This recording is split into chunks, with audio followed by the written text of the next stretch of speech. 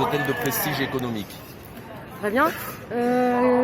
Qu'est-ce que vous faites ici du coup En fait, on vient soutenir une grève des salariés de la sous-traitance. Les femmes de chambre, les gouvernantes et les équipiers de la société STN-TEFID se sont mis en grève depuis hier matin pour revendiquer donc notamment l'embauche directe par l'hôtel et un certain nombre de revendications qui touchent aux qualifications, aux mensualisations, aux salaires et aux conditions de travail.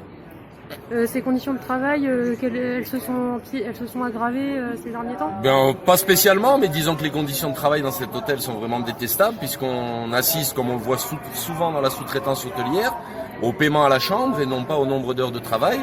C'est-à-dire que les femmes de chambre doivent effectuer 3 chambres et demie à l'heure. Et bien évidemment, si elles n'arrivent pas à faire 3 chambres et demie en 1 heure, on ne leur paye pas le nombre d'heures de dépassement.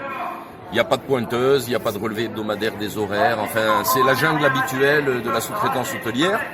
C'est pourquoi les salariés principalement demandent à ce que la société sous-traitante soit mise dehors et à être embauchée directement par l'hôtel Ibis, qui, je le rappelle, est filiale du groupe Accor, qui est une des principales chaînes hôtelières mondiales.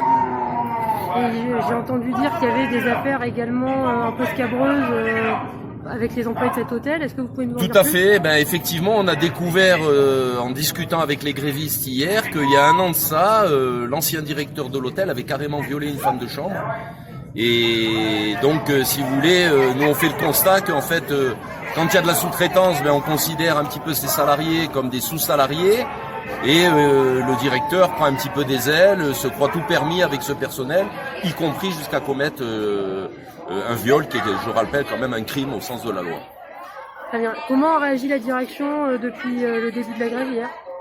Depuis hier, en fait, la direction de l'hôtel ne réagit pas, puisqu'elle vient même pas entamer le dialogue avec les grévistes ni avec notre syndicat. Aujourd'hui, un petit peu de tension, puisqu'ils prétendent refuser aux personnes extérieures qui viennent soutenir les grévistes de rentrer dans le hall de l'hôtel, alors qu'un hall d'hôtel est un lieu public. C'est pourquoi nous appelons d'ores et déjà à un rassemblement mardi 23 juillet à midi devant cet hôtel. Donc nous appelons à un rassemblement devant cet hôtel mardi 23 juillet à midi. Non mais monsieur, on a le droit de faire une interview devant, on n'est pas dans l'hôtel. On est dans un lieu public. S'il vous plaît.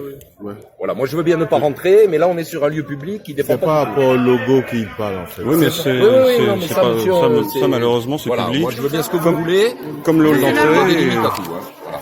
Et ça, autant que je vous le dis, si on nous empêchait ou de filmer ici ou d'entrer, ce serait avec la police qu'il faudrait voir ça. Voilà, vous appelez la police si vous voulez, mais c'est pas à vous de nous interdire. Non, moi c'est pas.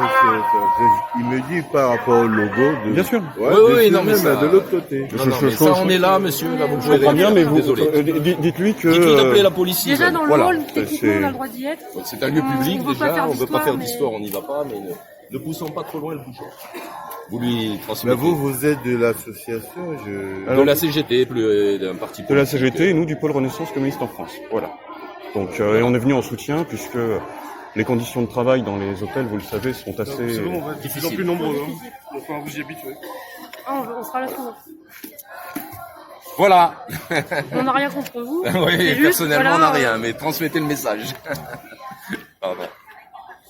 Donc après cette petite interlude, j'avais une question moi sur j'ai l'impression que la CGT HPE vous avez mené beaucoup de luttes concernant les hôtels et l'internationalisation. Et j'ai l'impression que souvent ces luttes sont gagnantes parce que vous avez une bonne stratégie de lutte qui est tout à fait qui paye quoi. Tout à fait. Nous en fait depuis 2012 on a instauré dans les statuts de notre syndicat une caisse de grève qui permet d'indemniser les grévistes à partir du 2e jour de grève et qui leur donne le courage justement à tous ces salariés précaires de relever un petit peu la tête et de lutter dans les entreprises. Alors ça nous a permis d'emporter effectivement pas mal de victoires, puisque au jour d'aujourd'hui, dans 10 hôtels, dont 9 du groupe Louvre-Hôtel Group, la chaîne Campanile Kyriade, on a obtenu la fin de la sous-traitance et l'embauche directe des salariés par l'hôtelier.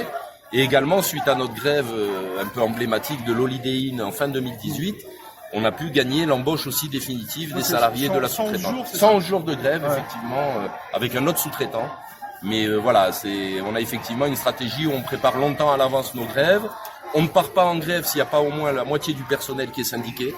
C'est aussi un choix qu'on a fait un petit peu par l'expérience syndicale, il faut que les gens s'impliquent d'abord en adhérant au syndicat et on peut passer ensuite à la deuxième phase. Parce que quelqu'un qui va refuser d'adhérer, il va pas tenir dans une grève. Est-ce que du coup il y a un mot de la fin par rapport à cette grève? Enfin, quelle est la suite des opérations? Ah ben cette grève, si vous voulez, nous quand on lance un conflit, on prévient les salariés à l'avance. C'est des grèves qui vont être longues parce qu'on met la barre assez haut au niveau des revendications. Là, c'est principalement l'internalisation des salariés de la sous-traitance dans l'hôtel. Donc on s'attend à être là tout l'été. Il n'y a pas de problème, on a l'habitude. Si les directions de Ibis ne veulent pas et de STN ne veulent pas discuter sérieusement. Merci beaucoup. Merci. Merci.